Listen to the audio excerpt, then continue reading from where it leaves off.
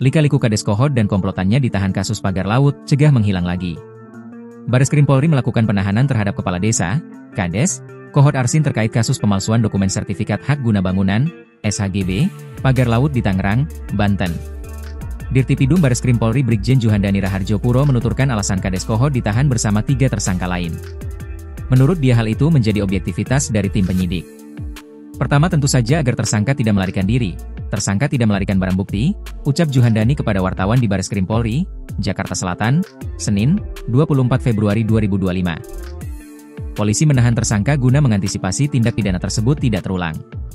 Adapun 3 tersangka lain yang juga ditahan penyidik yakni Sekretaris Desa Kohot Ujangkarta dan 2 orang lain berinisial SP dan C. Juhandani berujar keempat tersangka ditahan di rutan Bareskrim Polri. Keempat tersangka diperiksa maraton selama November 12 jam didampingi pengacaranya. Penyidik akan melengkapi berkas perkara yang nantinya akan dikoordinasikan dengan Jaksa Penuntut Umum, JPU.